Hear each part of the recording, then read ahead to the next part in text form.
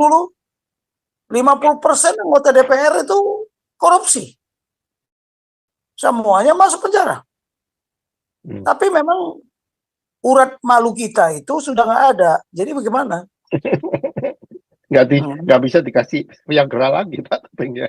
Iya, sudah muka tembok, ya kan? Enggak, maksudnya ya kita harapan kita ya. Jadi si Ahok udah nggak bisa holding public office lah. Paling dikit taruh dia di KPK deh, PRT Indonesia. Ya, Oke, mahal Pak Topeng. Mahal. Iya, itu pun harus melalui seleksi kan. Begitu dia masuk seleksi, dia nggak kepilih. Mau apa? Semua udah kaya. Makanya Indonesia ini sudah hancur sebenarnya. Kalau dulu Pak Prabowo bilang 2030 Indonesia bubar. Memang sudah bubar. Siapa sama si Geres Natali gara-gara cawapres itu coba. Dia buka di situ. Wah, seperti orang berkelahi aja. Ngamuk-ngamuk. Nah, ini banyak aja lagi. Itu kan kena perbedaan paradigma.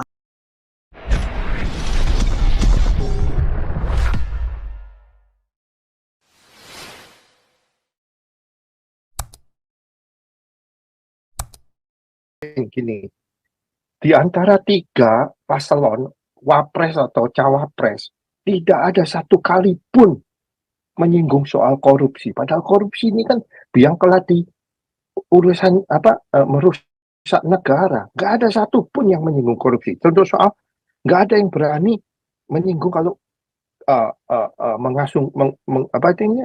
mengajukan hukuman mati buat korupsi, memiskinkan anak cucu, menyita harga para koruptor. Nggak ada satupun 3 paslon ini, nggak ada yang berani menyinggung ini. Padahal kan kita bisa lihat korupsi itu menteri aja sing BTS tempo hari itu triliunan kan. Ya kan, korupsi BTS itu kan duit negara. Nah, sekarang yang diributkan, sekarang yang lagi rame kan ini Pak Tobing. Penaikan 40% pajak entertainment, pajak penghiburan. Nah, terus saya kemarin nonton si Inul, dia ngecek pajak ini. Akhirnya habisnya totalnya 100%. Nah, terus Inul bilang, nah saya sebagai pengusaha dapat apa? Perpajakannya aja 100%. Nah, ini kan membunuh UMKM. Ini loh Pak, ini kan duitnya UMKM ini berapa banyak kalau dibandingkan triliunan dari korupsi. Nah, itu yang ke-1 ya, korupsi itu nggak ada yang berani. Kedua, saya kemarin salah ngomong kemarin, saya bilang dari 3 paslon cawapres bukan capres, cawapres, cuman yang pernah holding public office itu cuman si Gibran. Jadi kayak si Imin, si Mahfud itu biarpun ya terkenal, tapi they never hold a public office, nggak pernah dipilih rakyat. Jadi mau argue gimana, itu loh maksud saya Pak Doping. Ya itu aja dua topik saya yang ingin saya ajukan. Thank you. Masalah korupsi itu kan ketiga-tiganya bicara, tapi masalahnya undang-undangnya itu yang tidak dirubah. Kan kalau undang-undang itu boleh dirubah. Nah, sekarang masalahnya anggota DPR pun nggak mau merubah itu, karena kan harus diputuskan sama DPR. Ya, pemerintah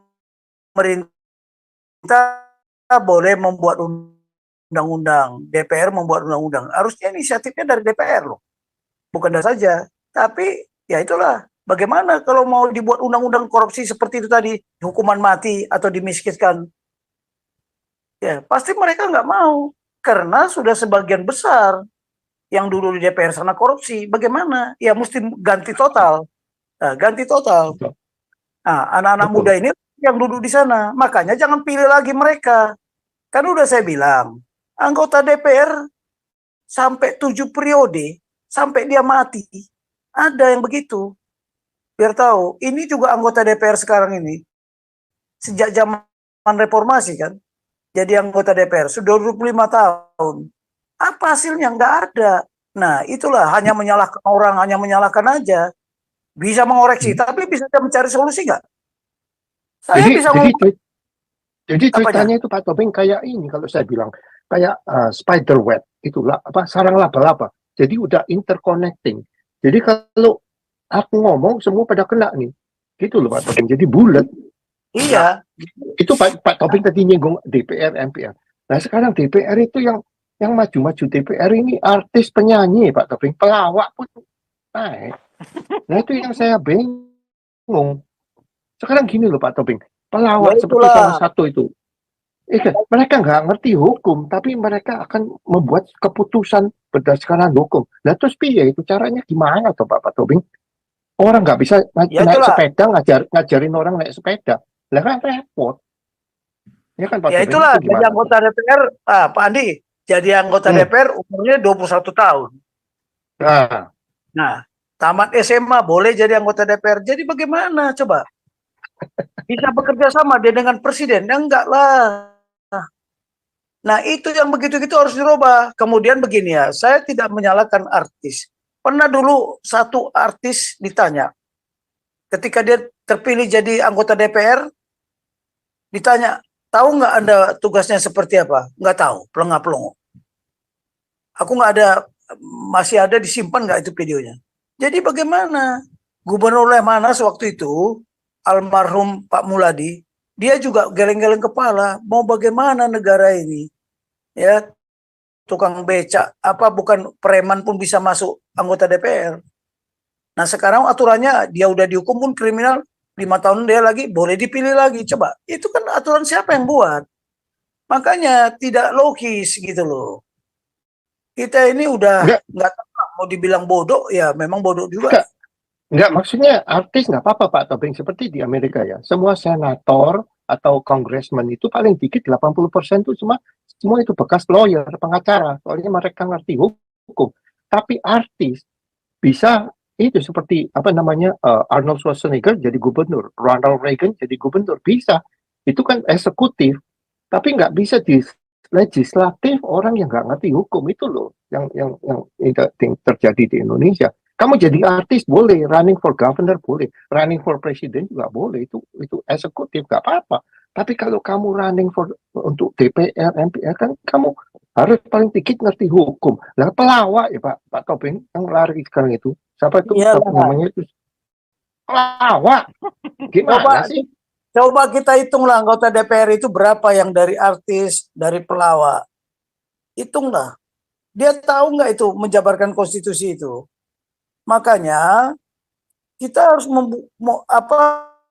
membuat suatu acuan biar mereka dari pelawak, dari apa? Dari artis, ya mereka hendaknya belajar lah. Belajar, ya kan? Belajar. Ya dulu Jadi dulu menurut Pak Topeng urusan korupsi ini nggak bisa diberesin ya Pak? ya Namanya kecuali negara lawak, Pak Andi. Negara Negara lawak-lawak. ya kecuali DPR ya, kemudian semua semua instansi terkait, instansi negara sama instansi pemerintah itu sepakat mau membuat undang-undang seperti itu. Kalau mereka nggak mau, bagaimana? Ahok aja sudah pernah pembuktian terbalik, tapi nggak digubris. Kalau Nggak tembus. digubris itu semua mungkin, hampir semua mungkin anggota DPR masuk penjara. Pernah kan kejadian di Malang dulu, 50% anggota DPR itu korupsi. Semuanya masuk penjara. Tapi memang urat malu kita itu sudah nggak ada. Jadi bagaimana? Nggak bisa dikasih Viagra lagi Pak Topeng ya. Iya, Diberdiriin sudah lagi. muka tembok, sudah muka tembok, ya kan? Enggak, maksudnya ya kita, harapan kita ya, jadi si Ahok udah nggak bisa holding public office lah. Paling dikit taruh dia di KPK deh, PRT Indonesia. Iya. Oke, mahal loh Pak Topeng. Mahal loh. Iya, itu pun harus melalui seleksi kan. Begitu dia masuk seleksi, dia nggak kepilih. Mau apa? Semua udah kaya. Makanya Indonesia ini sudah hancur sebenarnya. Kalau dulu Pak Prabowo bilang 2030 Indonesia bubar. Memang sudah bubar. Kenapa? Ya itu tadi paradigma, kerangka berpikirannya sudah berkelahi semua, bertentangan, membawa paradigma das-mundasku. Coba buka si Masinton debat sekali sama siapa, sama si Geres Natali, gara-gara cawapres itu. Coba dia buka di situ, wah seperti orang berkelahi aja, ngamuk-ngamuk. Nah ini banyak aja lagi, itu kan kena perbedaan paradigma. Tidak ada yang dijadikan standar patokan. Seperti tadilah etika. Apa sih etika? Sopan santun. Salah satu itu ya, budi pekerti. Tapi masalahnya generasi-generasi belakang ini ada diajari etika nggak? Diajari budi pekerti nggak? Carilah di kurikulumnya, nggak ada. Jadi jangan salah dia. Kalau yang saya lihat ya, saya dulu masuk kelompok jati diri bangsa. Bagaimana membinanya? Nanti bukunya boleh saya kirim.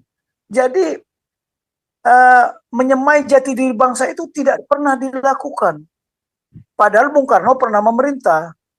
Yang kita pentingkan adalah nation and character building. Waktu 17 Agustus tahun 1962, dia menyampaikan itu. Nation and character building. Itu sangat penting bagi Indonesia. Tapi ada nggak yang membangun nation and character building? Sampai sekarang aja cuman gembar-gembor. Dulu ada juga disiplin nasional. Mana? Hilang tanpa bekas. Jadi kita nggak konsekuen gitu loh, tidak konsisten, tidak berkelanjutan. Rejim ini bilang kita disiplin nasional, tapi pelaksananya mana? Datang Pak Jokowi, revolusi mental, ada kelihatan revolusi mental. Semakin semakin digembar-gemborkan malah banyak yang korupsi. Ya, kalau yang korupsi itu tidak punya pendidikan, saya boleh berpikir gitu. Profesor korupsi. Hah? Menteri korupsi detailnya berember-ember itu. Korupsi. Jadi yang mana? Jadi anak-anak kita ini yang masih SMA, Pak, itu kok profesor korupsi ya? Loh, lihat aja. Kalau nggak salah ketua Mahkamah Konstitusi juga kan pernah korupsi. Nah, kesalahan kita dulu sudah bagus, ada Dewan Pertimbangan Agung. Sekarang ada nggak? Nggak ada. Ya, nggak ada Dewan Pertimbangan Agung. Benar kata Pak Tiri tadi, kalau Mahkamah Agung itu tidak boleh di presiden. Tapi siapa yang melantik dia? Sedang MPR tidak sebagai majelis tertinggi lagi. Memang kita ini dirusak sama paradigma yang tidak jelas ini.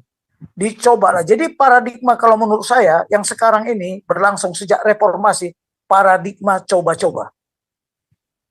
Saya membaca buku bagaimana Cina melakukan reformasi. Tahap demi tahap. Jelas sasarannya. Kita mana sasarannya? Nggak ada. Malah mengobok-obok undang-undang. Terutama pembukaan. Lihat aja lah. Berapa banyak ditambahin, tapi semua merusak. Jadi itu mengapa saya angkat paradigma ini ya? Karena paradigma inilah penting bagi kita. Kalau saya hidup di kerajaan Tuhan, ya paradigma kerajaan Tuhan yang saya pakai. Tapi karena kita hidup sebagai warga negara kesatuan Indonesia, ya mau nggak mau saya harus pakai paradigma Indonesia. Tapi apa paradigmanya yang kita jadikan patokan?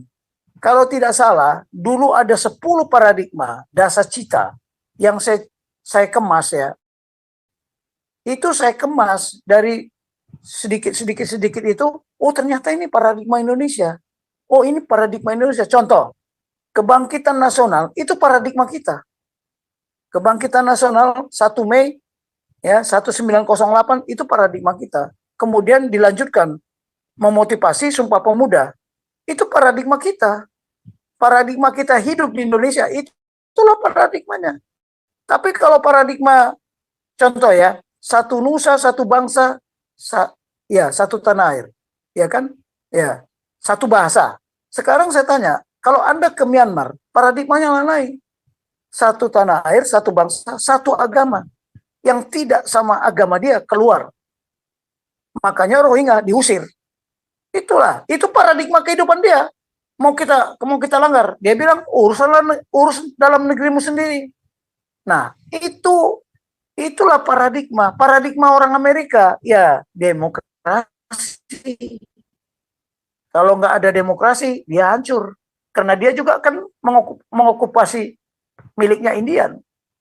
Ya kan, segala bangsa yang imigran. Kalau kita sudah ada suku bangsa, dan dulu bangsa memang, tapi sudah sepakat. Itu masalahnya sudah ada di bumi ini. Kalau dia kan tidak merantau ke sana, termasuk Australia juga.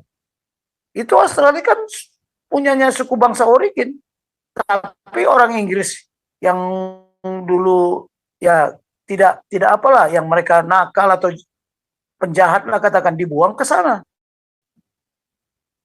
Nah, beda dengan New Zealand. New Zealand itu bukan demikian. New Zealand itu baik-baik loh, ramah-ramah orangnya. Jadi saya sudah ke sana semua. Jadi bisa kita bandingkan, oh ini begini ya, ini begini ya. Nah, itulah yang kita harus membedakan. Sekarang orang Indonesia kan sering udah sekolah kemana-mana gitu ya. Dia membawa paradigmanya sekarang kemari. Kalau dulu kenapa orang sekolah ke luar negeri harus melalui P4 dulu. Tapi sekarang kan enggak.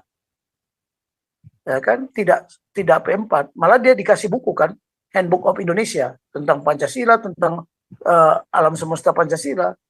Nah, yang begini-begini ini sekarang sudah mulai kita lupakan. Kita mencoba melalui Zoom ini mengangkat kembalilah paradigma itu. Bahkan kalau bisa kita buat buku, ya kita buat buku sehingga nanti anggota DPR itu baca dari situ, belajar. Memang harus dengan contoh-contoh kan. Jadi begini, si Anies Baswedan itu katanya IQ-nya tinggi. EQ-nya pun tinggi karena tidak emosian. Udah itu SQ-nya pun tinggi. Ya kan? Sudah ada IQ, ada EQ, ada SQ. Tetapi dia tidak QI, tidak, implementasinya tidak berkualitas. Kualitas implementasi itu yang penting. Ya kan, sama dengan demokrasi ini, demokrasi Pancasila. Kalau demokrasi Pancasila pun menjadi paradigma kita, selama orang yang melakukan mengimplementasikan itu tidak berkualitas, ya beginilah kita. Beginilah kita.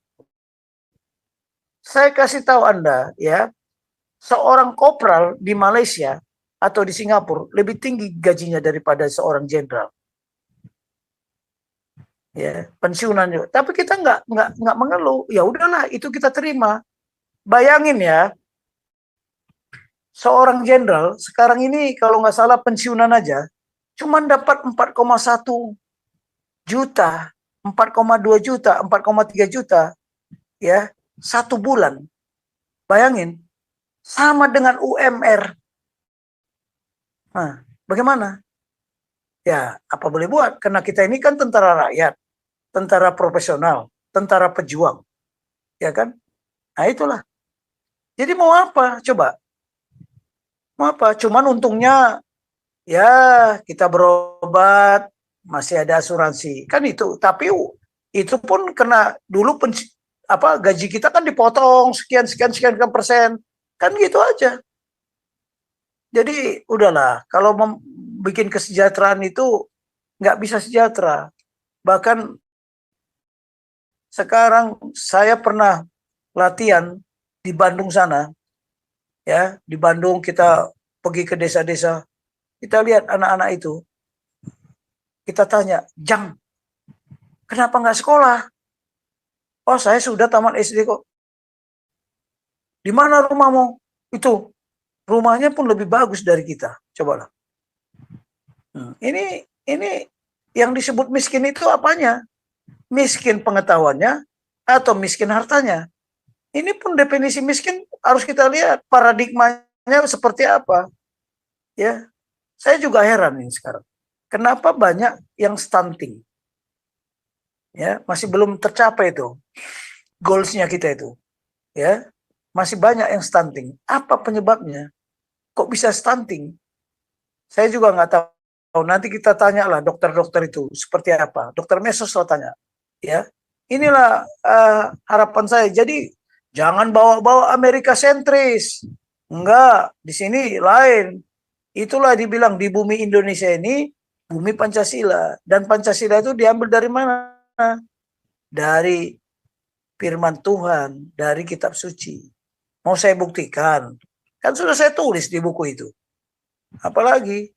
Oke lah Pak Paul. Ada lagi yang mau ditanyakan, Ben?